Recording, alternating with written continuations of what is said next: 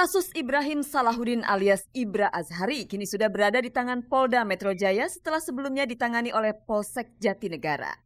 Pihak penyidik dari Direktorat Narkoba Polda Metro Jaya kemarin memeriksa Ibra selama 5 jam. Ibra masuk ke ruang penyidik sekitar pukul 11.30 siang dan baru selesai sekitar pukul 5 sore. Pemeriksaan terhadap Ibra berkaitan dengan ditemukannya narkoba di dekat tempat duduk Ibra. Ibra yang dicurigai sebagai pemilik barang haram itu.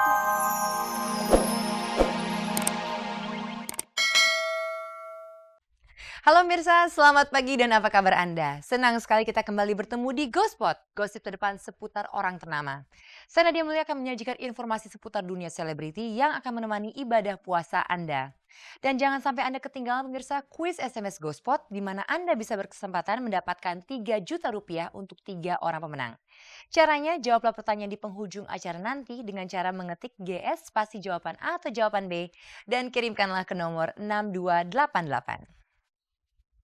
Dan Mirsa, bersama Gospot, Anda tidak perlu was-was ketinggalan berita. Dan inilah sajian informasi segar bagi Anda yang haus, tapi hausnya akan berita dari dunia selebriti.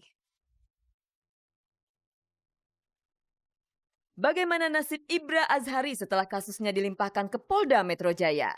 Jaksa penuntut umum menuntut Revaldo untuk dihukum selama 6 bulan dengan masa percobaan 12 bulan. Honor Donna Agnesia diduga digelapkan oleh oknum Potret Management. Apakah di bulan Ramadan ini para mantan Pasutri, Dewi Sandra dan Surya Saputra, serta Anissa dan Aji Pangestu akan saling memaafkan kesalahan masa lalu? Ayahanda Cut Tari meninggal dunia. Inilah Gospot, gosip seputar orang ternama. Pemirsa, kemarin Ibra Azhari diperiksa oleh seorang penyidik dari Direktorat Narkoba Polda Metro Jaya. Nah, Anda mungkin bertanya-tanya, bukankah seharusnya kasus Ibra diperiksa oleh seorang penyidik dari Polsek Jatinegara? Jangan-jangan Ibra tersangkut kasus yang lain. Tidak ada pertanyaan yang tidak ada jawabannya pemirsa, dan segera temukan jawaban Anda dengan menyaksikan liputan berikut ini.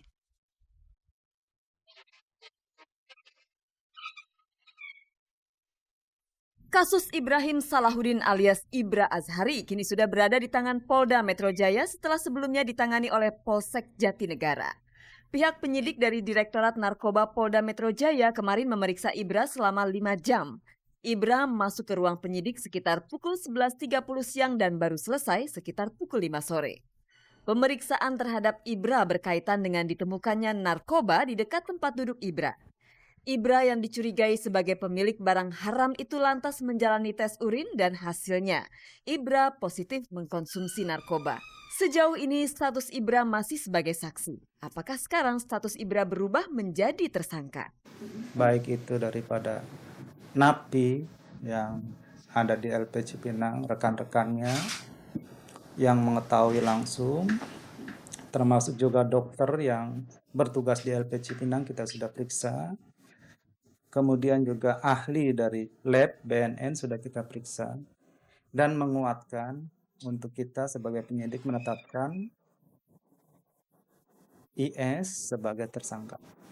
Ibra sendiri menolak tuduhan memiliki dan mengkonsumsi narkoba selama berada dalam penjara. Alasannya tak mungkin narkoba sebanyak itu bisa lolos dari pemeriksaan petugas LP Cipinang. Saya mana tahu, nggak tahu. Itu barang banyak. Kalau buat untuk napi, seorang narapidana yang bawa masuk itu tidak mungkin. Saya bukannya berarti menuduh sebuah institusi ya. Untuk hal-hal yang barang sebanyak itu tidak mungkin narapidana ataupun seseorang keluarga luar yang membawa masuk. Itu aja. Ya nggak mungkin, insya Allah ya nggak akan yang terlibat. Kalau memang saya salah ya mereka kan juga saya serahkan kepada tim penyidik aja. Kita tidak mencari pengakuan yang bersangkutan. Tapi faktanya saksi-saksi sudah menguatkan bahwa dia tersangka. Dokternya mengatakan bahwa dia tidak pernah berhubungan dengan Ibra, dengan tersangka ini. Tidak pernah memberikan obat. Sedangkan yang bersangkutan mengatakan bahwa pernah diberikan obat, kan sudah bertolak belakang. Setelah berstatus tersangka bisa dipastikan kasus Ibra tinggal tunggu waktu saja untuk diajukan ke pengadilan.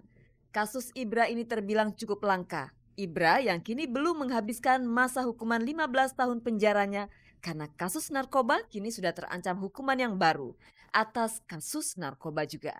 Sungguh malang nasib Ibra Azhari. Dan saya juga minta kepada rekan-rekan wartawan semua untuk yang bisa benar-benar menyeleksi lah. Saya juga berharap agar jangan terlalu memojokkan keluarga saya, jangan memojokkan diri saya. Saya merasa saya cukup satu kali saya dizolimi oleh seseorang yang nggak perlu saya kasih tahu, tapi Anda mungkin udah tahu semua, sehingga saya harus menjalani selama maksimal 15 tahun. Apakah Ibra menganggap terperosoknya kembali dia ke dalam kasus narkoba kali ini juga akibat dijebak oleh seseorang? Kalau dijebak ya saya nggak bisa bicara seperti itu. Ini saya anggap musibah. Saya anggap musibah ya buat saya gitu. Cuma saya minta kepada rekan-rekan wartawan jangan yang asal langsung memuat sesuatu hal yang istilahnya bukan kalau buat menghancurkan diri saya ya memang mungkin dalam kasus yang pernah saya jalani saya anggap diri saya korban ya. Saya ingin jangan ada semacam sistem pembunuhan karakter lah untuk keluarga saya. Keluarga saya udah cukup banyak merasakan tekanan-tekanan gitu. Dengan opini-opini yang dibuat itu kayaknya terlalu memojokkan keluarga saya. Terutama yang ingin saya klarifikasi adalah bahwa barang itu tidak ditemukan di dalam kamar ataupun tokonya saya gitu loh. Oke ya. Itu aja. Oke. Ya di kamar lain.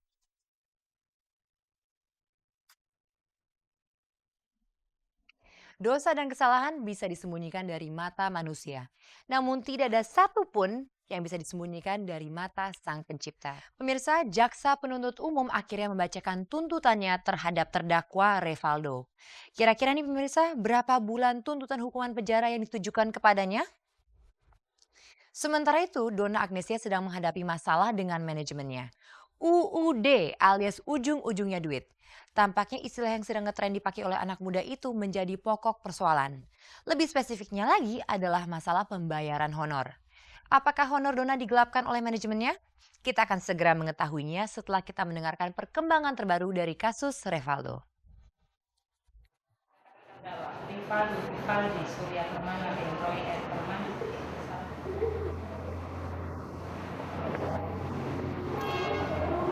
Dan tindak pidana pengungkapan sebagaimana biasa dalam praktek nanti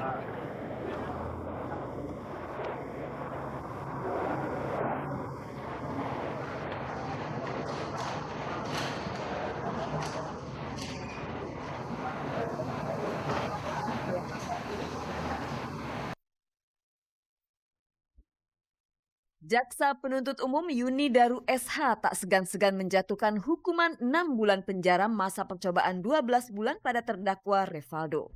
Kemarin di Pengadilan Negeri Jakarta Selatan persidangan kasus tindak penganiayaan dan pengrusakan yang dilakukan Revaldo atas Fahmi kembali digelar. Pembacaan tuntutan itu didasari atas fakta-fakta yang telah dihimpun dan sesuai dengan apa yang tertuang pada berkas acara pidana. tuntutan kita seperti ini, terus nanti ada pembelaan, tinggal terakhir hakim nanti memutuskan seperti apa. Selama lebih kurang setahun kasus ini berjalan antara Revaldo dan Fahmi sempat mengadakan pembicaraan perihal ganti rugi kerusakan mobil Fahmi yang mutlak Revaldo tanggung. Sayangnya pembicaraan itu belum ada titik temu. Kita tadi nuntut 6 bulan penjara dalam masa percobaan 12 bulan.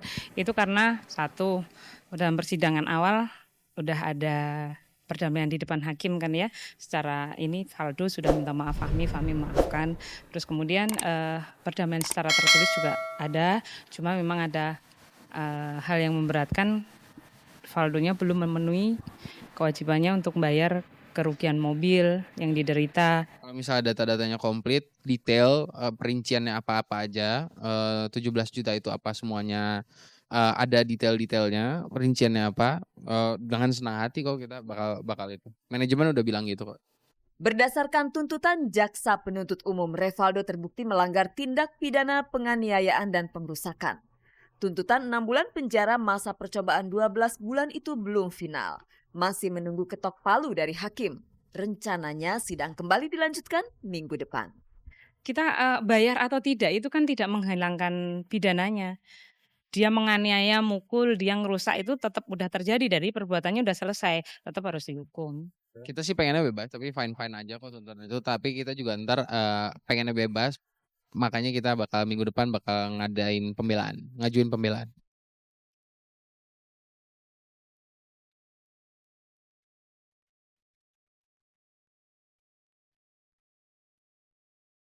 Donna Agnesia dipusingkan dengan santernya pemberitaan seputar hubungan dirinya dengan Portrait Management. Ada yang menyebutkan bahwa honor Donna Agnesia digelapkan oleh mantan personal manajernya. Asal tahu saja, selama Donna berkecimpung di dunia hiburan, sejak awal ia menunjuk Portrait